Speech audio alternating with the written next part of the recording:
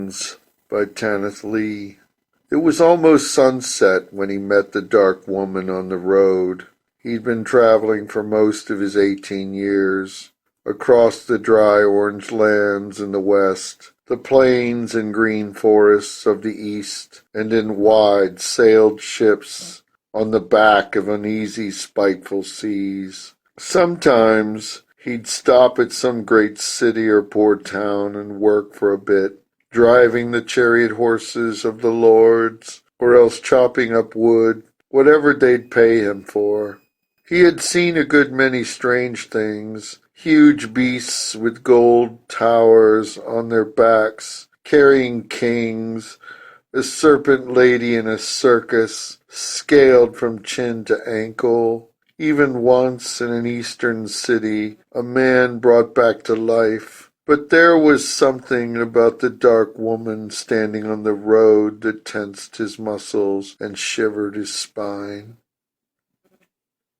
She was all black cloak and black hair blowing on the chilly upland wind, and somehow, though he looked straight in her face, he could never seem to see it properly. Although perhaps this was a trick of the westering light. She was standing in his path, and when he came up level with her, one long pale hand snaked out and grasped his arm. He didn't like her touch. It was very cold, she said. "Where are you going, royal born?" At that he knew he was in the presence of something supernatural. For there was no other way she could have known he had once been a king's son.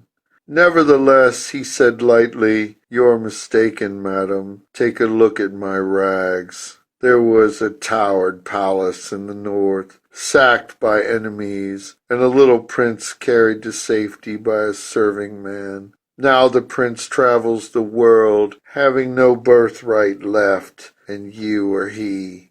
The hair seemed to rise on his head, and he looked down at her hand.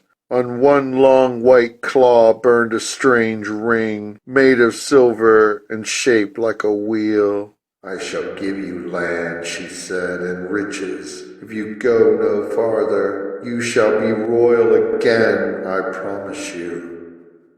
He looked up the road to the parting in the hills he had been making for since noon.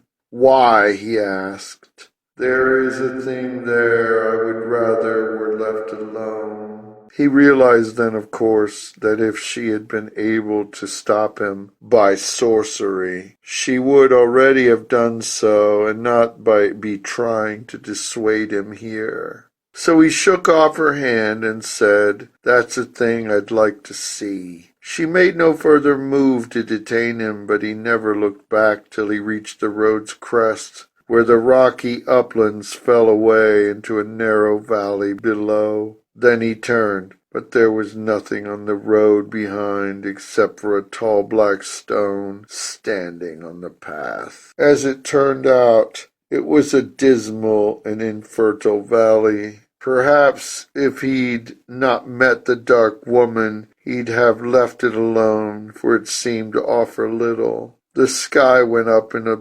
last blaze of scarlet, and a wood of dead trees wailed in the wind. He saw a few poor huts, but no sign of life in them, and the clouds changed from red to violet. Just then he heard the noise of water. He was thirsty as well as hungry. Hunger he was very used to. He came out of the wood and found himself suddenly on the brink of a great slope. Here a stream flung itself off from its bed into the air, plunging down 200 feet in a slender silver fall. Below stretched an inner secret valley, hidden from the hills above, and in the valley something gleamed like the ivory bones of a giant under the whitening moon. The prince drank swiftly at the stream. There was a curious compulsion on him. As the night darkened and the moon brightened, he climbed down the treacherous slope. Eventually he stood on the outskirts of a ruined city. It was the most beautiful city he had ever seen, perhaps because it was empty and desolate. The wind curled itself about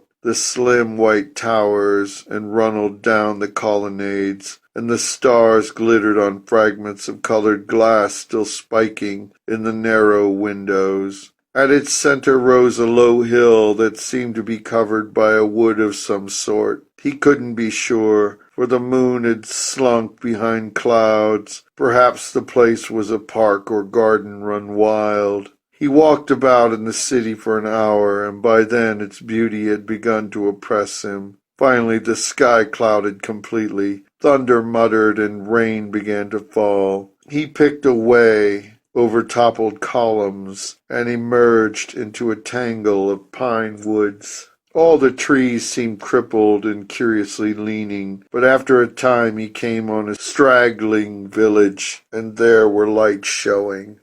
The moment he got near, all the watchdogs started barking and snarling. Almost immediately doors opened and men ran out. Clearly they distrusted strangers. In the murky light he noticed something very odd. Not one of them had a knife, only thick wooden stakes angled at him. He thought from his welcome they'd prove unfriendly and send him away, probably with the dogs to see him off, but they seemed satisfied by his explanation of himself, and when he offered to help with anything they might need doing, in their fields or their houses or chopping their wood, they seemed to warm to him. He was shown into the headman's house, a rough botched affair like all the rest, and given food and beer to drink. But the longer he sat there, the stranger things seemed. They gave him no knife either to eat his meat with. The garments of the men and the women were made of animal skins, unmended and full of rents, and bundled round them and tied with tough grass stems, dried with plaited together. There was not a scrap of wool or cloth to be seen. Later on he got a look at their work tools and was astonished to find them made of stone. Even to the blade of the axe he saw now why they were so pleased to have someone else labor with it for a change. He asked the head man about this, and he looked puzzled and said that it was the same all through the valley. "Do traders never come here?" asked the prince. "Oh, seldom, sir. You're the first we've seen in a year or more," the headman's daughter said sullenly. "Once a man came with colored stones and sparkled, and they were on a sharp little stick that would go through clothes like so. But old man told me it was bad luck, so I had to give it back." The prince glanced aside at the one they called Old Man, hunched over grandfather sitting close to the fire. He had turned his wrinkled face to look at the girl when she spoke. Now he chanted in a dry, quavering tone, "No needle, no blade, no dart, no dart, no dart." "It's just his way," said the headman uneasily. "He'll say that from time to time, but it's best to be careful. No sharp things must come into the valley. That's what all the old ones say."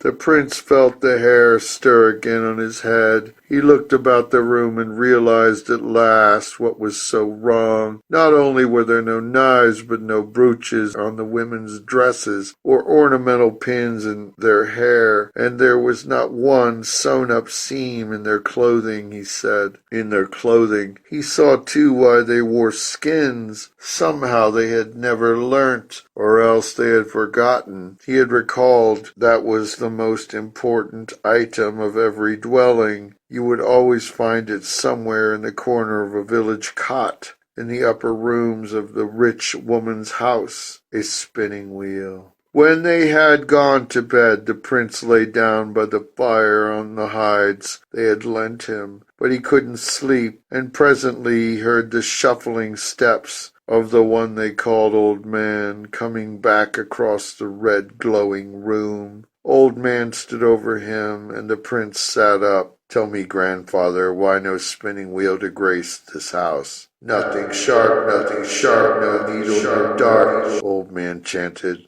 "Why not? Death will come, the curse will fall, and the city will lie empty." "Which curse is that, Old Man?" She will send it, the Dark One, the 13th lady. The prince grew very cold despite the fire. It already came, grandfather. Thorns, the old man suddenly cried out in his sharp and startling wail. Thorns, thorns, thorns, thorns. Then he bowed his head and whispered like a dry old leaf. Seek the oldest one in the city. There. He turned then and shuffled away. The prince lay down, and a black dank shadow seemed to eat up the room. He fell at once into a death-like and unbroken sleep. In the morning he did what he could with the stone axe to repay them for his lodging. It was an icy but somehow airless day, and the pines craned about him like black shadows. At noon he set off back through the trees towards the city, and as he went he heard every dog in the village begin to howl. Why he went toward the city he was not sure. Perhaps he intended to search out in the ruins the oldest one the grandfather had whispered about. Yet how he would find him he had no notion. Besides, he was uncertain altogether. He might have dreamed the dark conversation, even the black-haired woman on the road, the 13th lady with her silver wheel ring.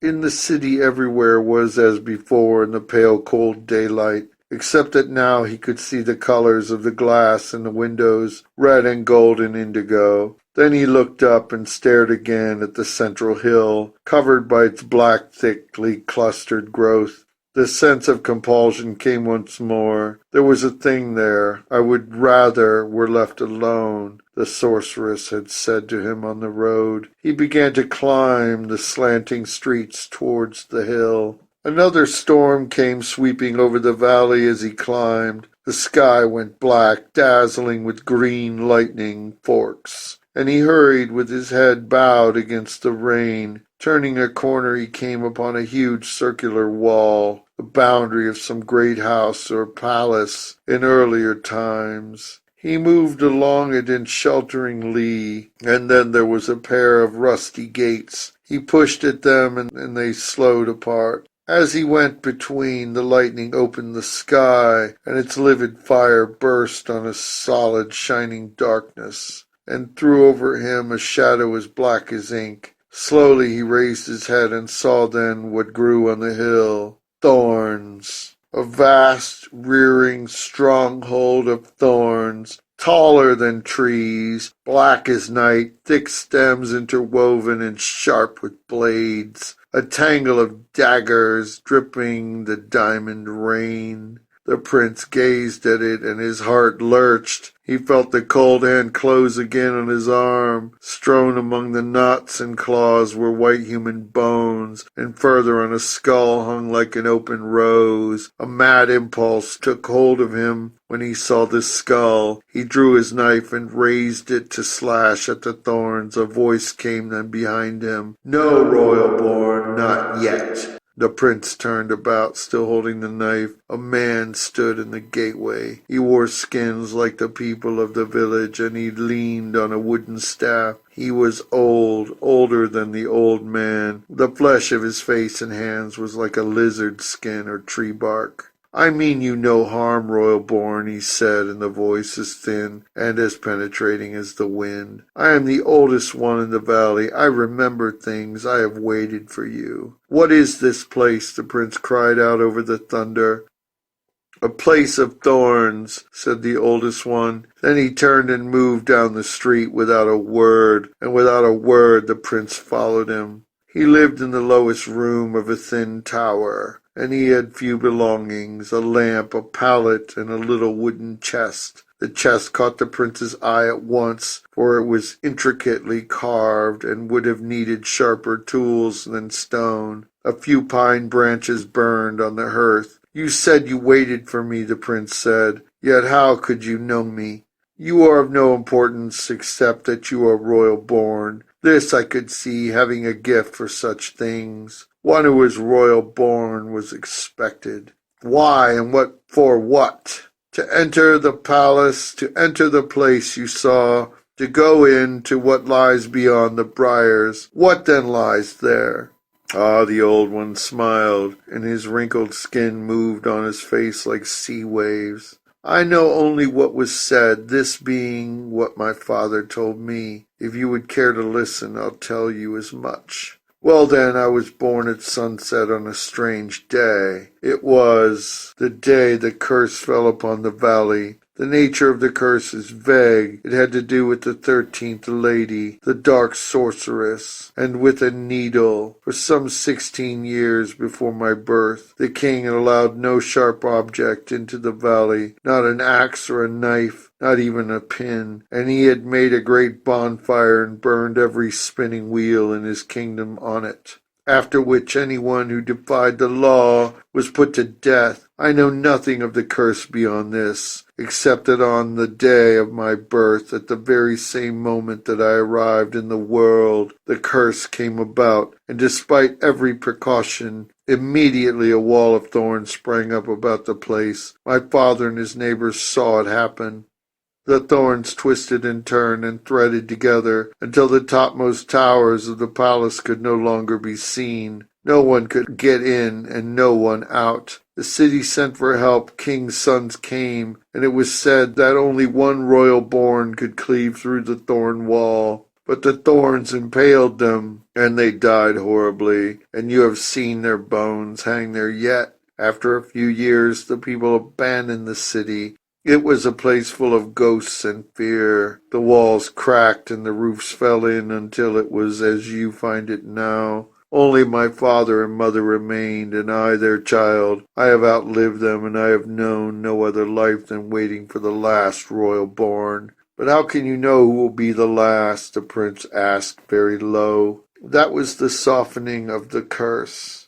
After 100 years it might be broken if there were any man here to dare it. You stayed my hand, the prince said. Yes, for it was not the time when the sun sinks tonight beyond the hills. That will be as the hour of my birth and the hour of the curse. It shall be 100 years old at sunset. All through the afternoon the rain darted and rang on the stones of the city, but at last the sky cleared and turned golden, and the sun rested like a great red lamp on the crown of hills. Now it is the time, said the oldest one, and the prince rose. It was very chill, and his arm burned coldly where the dark woman had touched it. What shall I find? He asked as he stood in the doorway. Suppose I should only turn away and leave the valley by the quickest route. You know you can never do that till you've seen. As to what you will find, they said something beautiful lies asleep there, but it was seldom spoken of. I scarcely know. It was very silent when he walked back up the slanting street.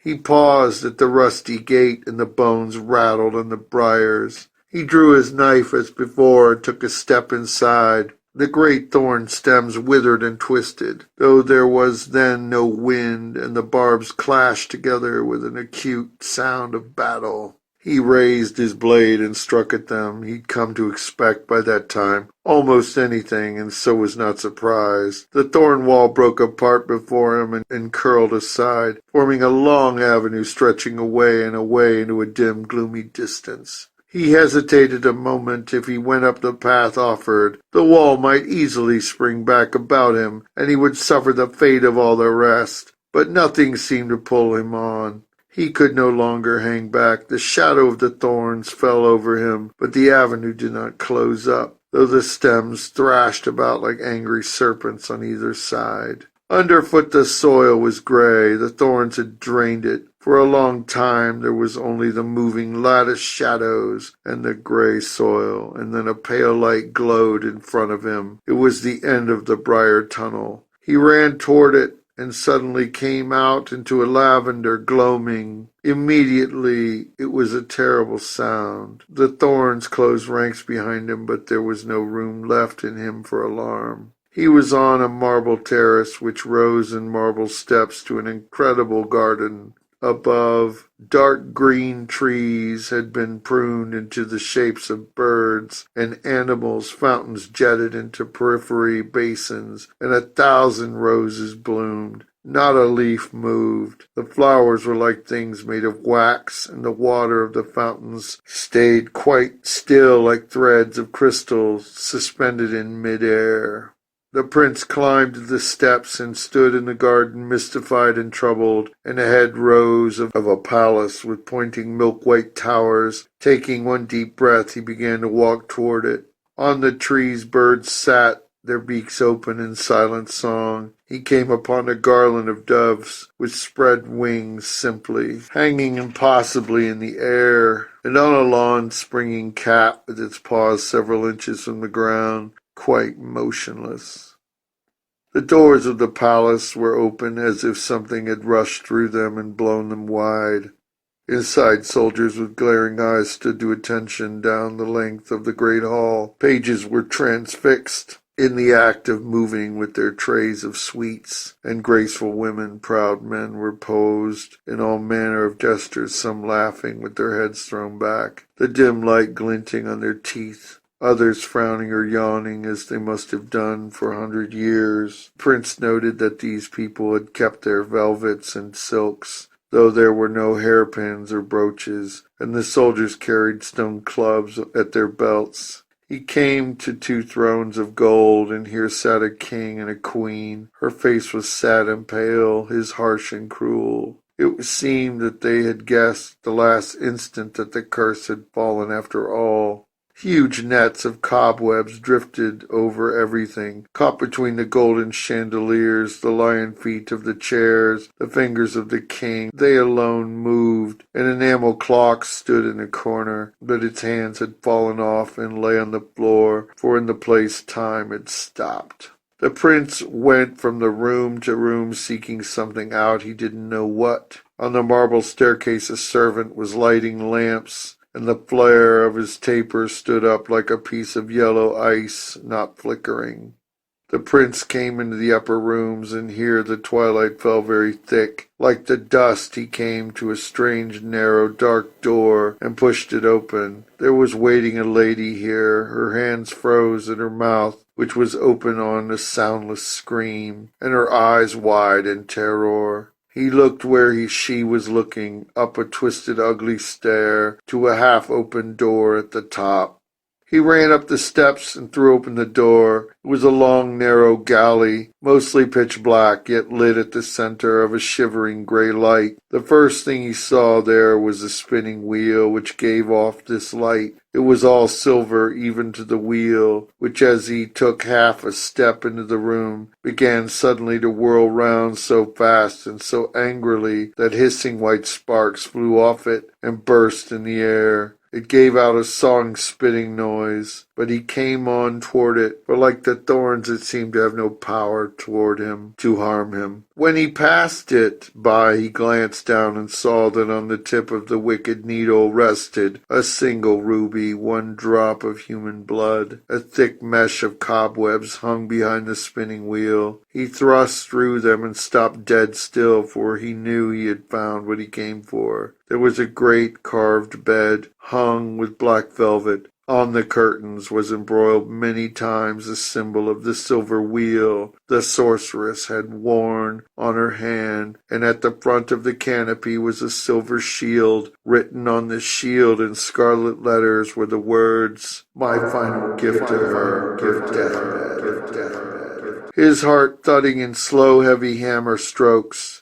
The prince walked up to the bed and looked down at what lay there. She was more beautiful than anything he had ever seen. She wore white silk with diamonds at her throat, but she shone more brightly. Her hands were like white feathers on the black velvet bed, her skin like lampshine through alabaster, but her hair was light itself. The prince stared at her and did not know what he must do, for she was quite still and unmoving. And, more marvelous than any of the wonders he had ever seen, she did not even breathe. Then it came to him, that miracle in an eastern city, when he had seen a man brought back to life. It seemed quite wrong that he should even touch her. She looked so peaceful. Yet it seemed also important that he had remembered at this moment how the thing was done. So he set his feelings aside and leaned down and placed his mouth on hers and blew into her lungs the breath of life, as he had seen the priest do it. At first her rib cage rose and fell only with her breaths,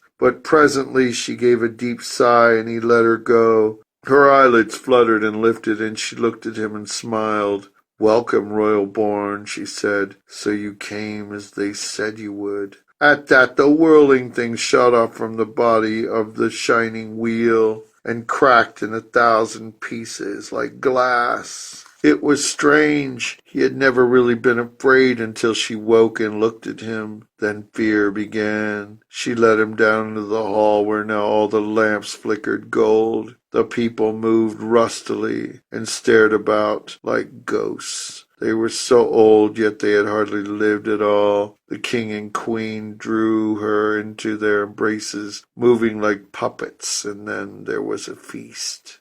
They sat at the long tables among the drifting cobwebs and ate the roast meats and the peaches that had been kept perfect for 100 years. And they spoke in slow, hollow voice of all the things that had been 100 years before and were no longer, though they did not know. It filled the prince with terrible icy melancholy. Even she, his princess sitting at his side, seemed to be looking up at him out of her beautiful eyes through the dull waters of an ocean, the century which was between them. Near dawn, when the sad, weird figures still moved in their old forgotten dances in the hall, he drew her out into the garden. Beyond the animal trees and the fountains he saw that all the thorns had withered and fallen into dust, which now blew about the hill. For a long while the palace of the king would be surrounded by a desert of black dunes. He took her hand, which felt unreal like the hand of a doll, and said, "Madam, I can't stay with you." "This I know," she said.